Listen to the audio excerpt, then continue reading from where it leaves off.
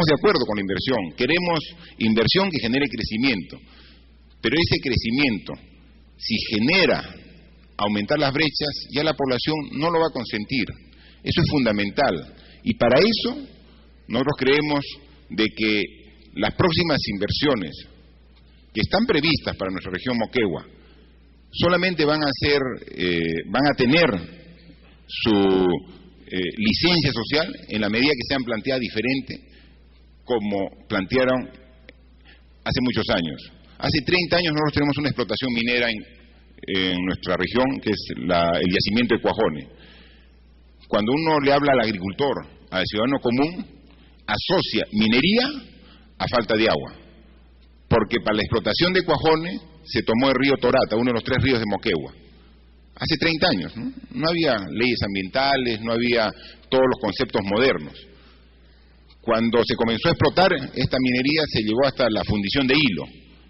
Y en hilo, los humos, el anhídrido sulfuroso se botaban directamente al aire, afectando todo el valle de Hilo, la población de Hilo y por los vientos hasta el valle de Tambo y de Moquegua. Los relaves iban por irte directamente al mar, sin ningún tratamiento. El relave puro se iba al mar y las escorias, fruto de la explotación, se iban al litoral en Hilo, ¿no?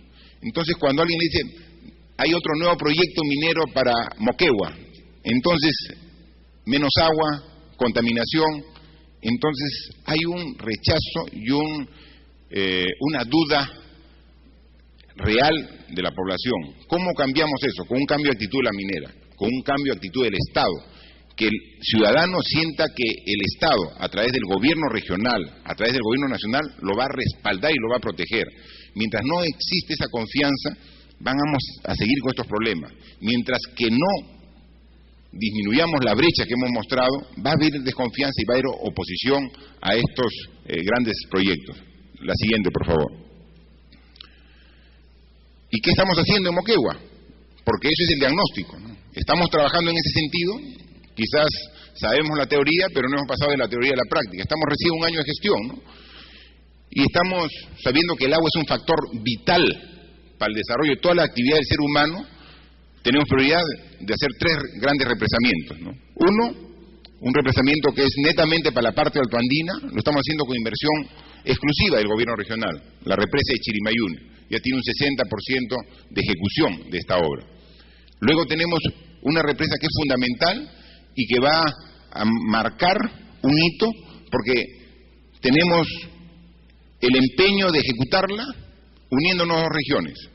No queremos que haya los problemas de Arequipa con Cusco, que se pelean entre 2 regiones y se posterga la ejecución del proyecto Angostura.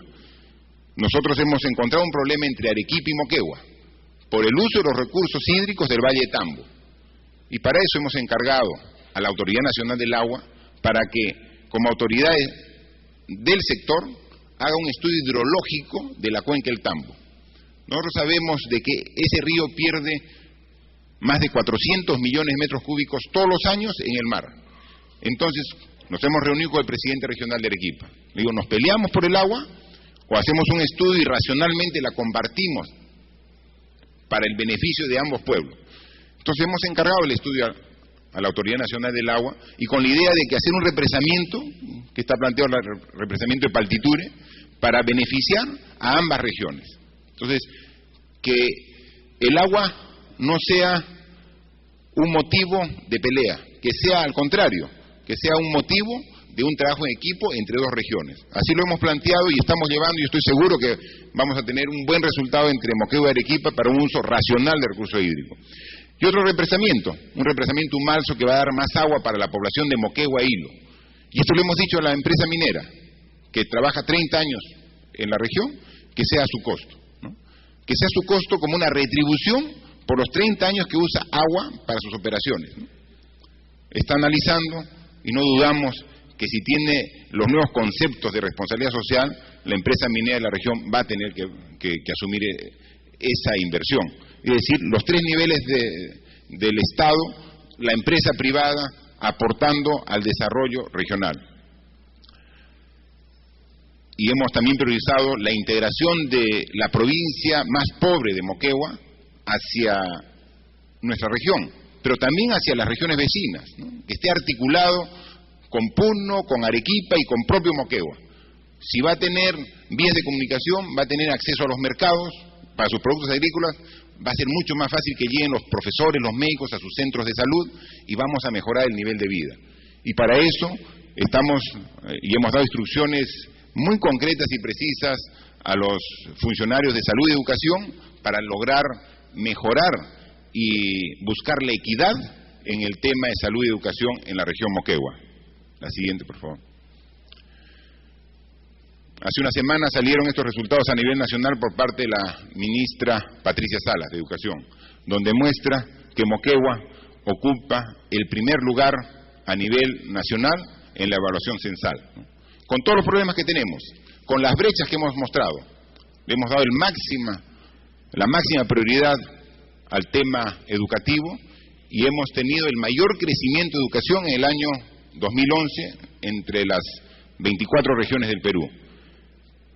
Como se puede apreciar en comprensión lectora, Moquegua ha aumentado 7 puntos porcentuales y en lógico matemáticas casi 5 puntos porcentuales, lo que ha pasado a Moquegua de ser el tercer puesto a nivel nacional en el año 2010, en la evaluación que se hizo a fines de noviembre del año 2011 ha pasado a primer lugar.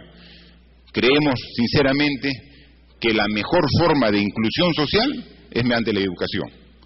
Si realmente todos los niños y jóvenes de Moquegua tienen la misma educación, van a estar realmente incluidos en el desarrollo y el progreso cuando ya estén en posibilidades de aportar más adelante, cuando ya sean ciudadanos completamente. La siguiente, por favor. Es lo mismo. La siguiente. Y esa es nuestra visión de Moquegua, ¿no? Actual y al bicentenario, al 2021. Actualmente con valles desarticulados, mal atendidos, con una agricultura incipiente de subsistencia, donde Moquegua es reconocido por su buen clima, Moquegua es reconocido por su vid, por su palta, pero increíblemente de las 13.000 hectáreas cultivadas que tiene Moquegua, 10.000 son alfalfa, porque hay un comprador seguro, entonces es una agricultura de subsistencia.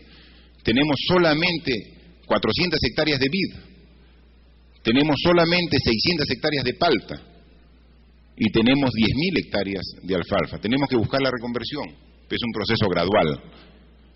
Tenemos que también buscar ese clúster metalmecánico, tenemos que estarnos preparando para la construcción del gasoducto surandino que llegará hasta el puerto de Hilo, para la industria petroquímica.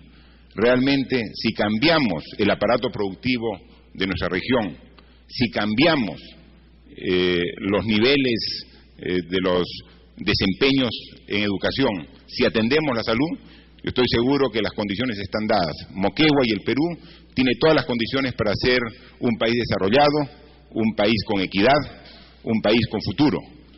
Solamente depende de nosotros trabajar juntos para lograrlo en el más breve plazo. Muchas gracias.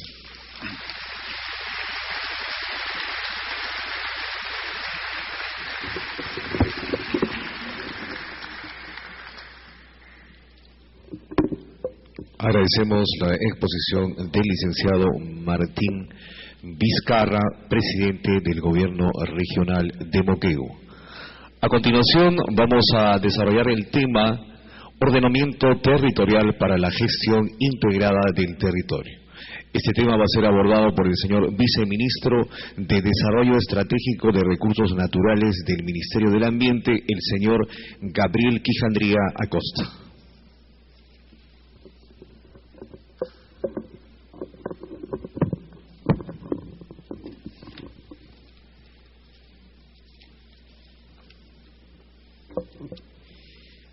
Muchas gracias. Buenos días todavía. En principio, traer el saludo del ministro Manuel Pulgar Vidal y la disculpa por no poder estar presente aquí. Me ha enviado en su representación, cosa que yo agradezco porque en realidad me parece súper relevante tener la oportunidad de tener un intercambio respecto de un tema como el ordenamiento territorial o la gestión integrada del territorio que veo que suscita mucha expectativa que está además en el corazón de una discusión muy actual respecto de qué tipo de desarrollo queremos tener en el país, que está asociado además a una serie de definiciones que es necesario tomar respecto de cómo se articulan las actividades productivas en un nuevo modelo de desarrollo que asegure tanto crecimiento económico como inclusión social, como sostenibilidad ambiental en el largo plazo. Un modelo que tenemos que ir construyendo todos, desde el Estado, desde sociedad civil, desde el sector privado, y un esfuerzo en el cual el Ministerio del Ambiente está dispuesto a trabajar de manera concertada. Iniciando, siguiente por favor. Para nadie es un secreto que tenemos situaciones concretas en el país de aprovechamiento inadecuado de recursos naturales, aprovechamiento inadecuado, ocupación inadecuada del espacio, que se refleja en una serie de problemas, en una serie de síntomas, como los que están mostrados en esta fotografía. Esto es básicamente el resultado de las actividades de minería ilegal en el ámbito amazónico. En este momento el país tiene en todo el ámbito amazónico, por ejemplo, alrededor de 8 millones de hectáreas deforestadas por uso inadecuado de espacios, por impulso de una serie de distorsiones económicas, sociales, institucionales que impulsan a una ocupación y a un uso no eficiente y no adecuado de los recursos naturales. Siguiente, por favor. Siguiente. Siguiente. Por otro lado, tenemos además que esta inadecuada ocupación del espacio, esta inadecuada utilización de los recursos naturales se muestra también en un alto nivel de vulnerabilidad de las poblaciones respecto a riesgos de desastres asociados a, en muchos casos, contingencias de la naturaleza que son cíclicas y que deberían estar previstas en la planificación, deberían estar previstas con respuesta específica, pero que en muchos casos, por la falta de planificación, por esta distorsión que se genera en la ocupación del espacio, en el uso de los recursos, termina generando estas situaciones de desastre que, según el conocimiento que se tiene en este momento, con el influjo de nuevos fenómenos como el cambio climático o como otros retos que están ocurriendo de degradación de ecosistemas, proveedores de servicios y bienes ambientales, se van a ir exacerbando. Y se va a ir generando además cada vez más un mayor nivel de incertidumbre acerca de esta ciclicidad de estos eventos. Frente a esto, siguiente por favor. Lo que tenemos básicamente o impulsamos desde el Ministerio del Ambiente es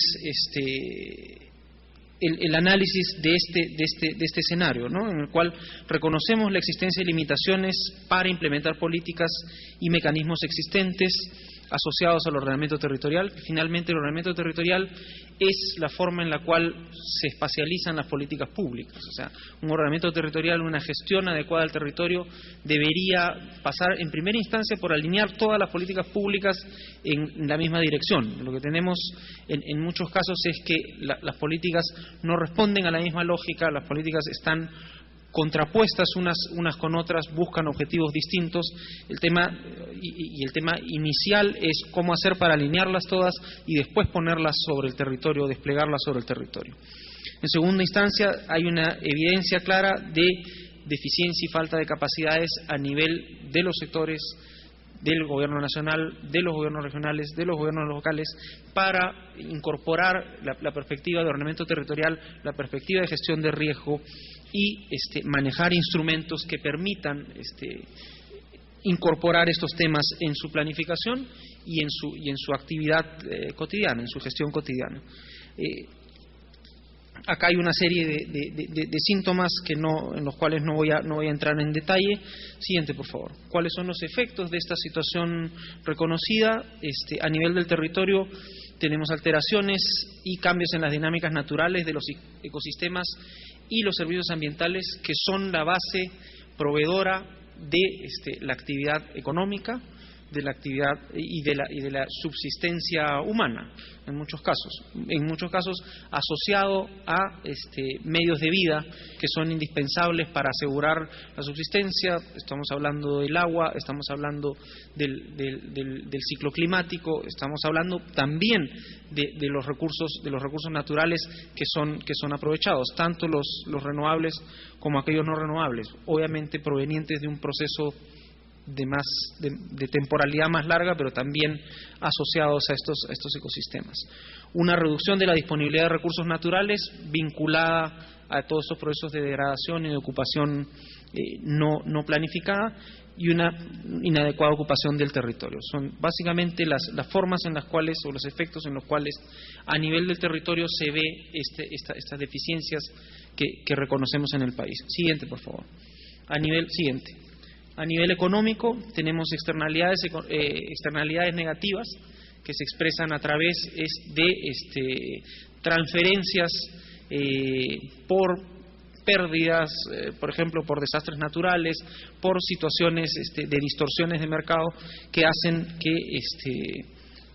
esto nos cueste como país el no tener un ordenamiento adecuado. Y nos cuesta bastante, en realidad, de acuerdo a cálculos hechos por instituciones como el BID, la falta de previsión o la falta de incorporación de la perspectiva de riesgo está en el orden de las decenas de miles de millones de dólares, si es que esto no se incorpora de manera adecuada. El BID tiene un cálculo sobre riesgo catastrófico que llega a los 41.000 millones de dólares de infraestructura, solamente infraestructura estatal, expuesta a situaciones de riesgo por desastres naturales. Entonces, si ustedes se imaginan la ocurrencia de un desastre de esa magnitud, lo que implicaría en términos del esfuerzo económico que el país tendría que hacer para reponer simplemente infraestructura pública en esa magnitud, lleva a que haya la necesidad de ir avanzando en este enfoque de ordenamiento territorial, en este enfoque de gestión del territorio. Gasto recurrente, segundo tema. Gastos recurrentes en inversión pública, en reparación y rehabilitación de infraestructura que en muchos casos nunca debió estar en ese sitio donde estuvo. O sea, hay infraestructura que, lo vamos a ver después en un ejemplo de algunos instrumentos que estamos usando, infraestructura que nunca se debió construir donde se construyó, porque se sabía que que necesariamente en algún momento algo iba a pasar que iba a hacer que esa infraestructura se perdiera, o que iba a hacer que los gastos de mantenimiento anuales de esa infraestructura superaran largamente los beneficios que esta genera. Hay ahí un tema sin duda crítico respecto de cómo incorporar de manera profunda el tema del enfoque de riesgos, el enfoque territorial en la planificación y en la gestión de la inversión pública. Más aún en un contexto como el que señalaba el presidente regional de Moquegua, de disponibilidad de recursos. Entonces, si hay recursos y si hay la tendencia a hacer, hagamos cualquier obra, muy probablemente muchas de esas obras no estén bien planificadas y estén ocurriendo en un espacio en el cual no deberían ocurrir. Ineficiencia y desfocalización del gasto público es un tema obvio. Siguiente, por favor. Siguiente. A nivel de la población, exclusión de los circuitos de mercado y limitado acceso a oportunidades de desarrollo, lo cual está reflejado claramente en esta distribución muy concentrada de los centros generadores de riqueza en el país, ¿no? O sea, el tema es cómo hacemos para que desde el Estado tener una política que busque descentralizar la generación de riqueza y la generación de beneficios a nivel local. Disminución progresiva de ingresos, altos niveles de pobreza asociado a este tema de los circuitos de exclusión, migración, movilidad de población en búsqueda de nuevas oportunidades de trabajo en otras zonas del país, y exposición a efectos de fenómenos naturales y acceso a servicios restringidos. ¿Cuál es el siguiente, por favor? ¿Cuál es el rol del Ministerio del Ambiente respecto del tema del ordenamiento territorial? En base a su decreto legislativo de creación, si bien el tema de ordenamiento territorial viene anteriormente, o sea, existe anteriormente y está vinculado al trabajo que realizaba el Consejo Nacional del Ambiente, a partir de la creación del Ministerio del Ambiente y la absorción del Consejo dentro del Ministerio, esta función de ordenamiento territorial, de conducción de la política, de establecimiento de criterios y de herramientas, han pasado a ser parte de la responsabilidad del Ministerio del Ambiente. Siguiente, por favor. Si lo ven ahí, hay un marco normativo bastante profuso y bastante frondoso respecto del tema de ordenamiento territorial y de gestión territorial, en el cual hay responsabilidades distribuidas y compartidas y complementarias entre los diferentes niveles de gobierno y entre los diferentes sectores. Siguiente, por favor. A nivel de la Política Nacional del Ambiente, en el numeral 11 hay una especificación respecto del tema de ordenamiento territorial como uno de los pilares del tema o de la política nacional ambiental, en el cual se establece la necesidad de como Estado tener un impulso al ordenamiento territorial nacional para asegurar la conservación y el uso sostenible de los ecosistemas y los recursos naturales que el país utiliza en procura de su desarrollo. Hay ahí el mandato de incorporar el ordenamiento territorial en los procesos de ordenamiento territorial, el análisis o el enfoque de riesgo asociado tanto a las situaciones naturales del territorio, o sea, el riesgo natural asociado por lo general a la variabilidad climática o a condiciones geológicas que tiene el ambiente, como al riesgo generado por la ocupación inadecuada del territorio o por fenómenos globales como el cambio climático, que están exacerbando la incertidumbre respecto de determinados procesos. El tema del impulso a mecanismos para prevenir el asentamiento en lugares inadecuados o prevenir la utilización inadecuada de recursos naturales y el impacto que esto causa, y la articulación o la necesaria búsqueda de una articulación entre el ordenamiento territorial, los planes de desarrollo a nivel local y la promoción de actividades productivas. Y ahí hay un tema complejo que nosotros vemos, que hay rutas paralelas que no necesariamente se encuentran entre sí. Todos los procesos de planificación, de desarrollo concertado, ocurriendo en una ruta, los procesos de zonificación ecológica y económica, de ordenamiento territorial, ocurriendo en paralelo, pero sin tener siempre o no siempre un vínculo entre ellos, y una tercera ruta, que es la ruta presupuestal y la ruta de la asignación de los recursos. Entonces tenemos en muchos casos tres procesos que corren en paralelo y que deberían estar enganchados uno con otro. O sea, la planificación de desarrollo debería responder a potencialidades y limitaciones del territorio, y eso debería verse reflejado en un presupuesto, que es lo que finalmente, en última instancia, determina dónde están puestas las prioridades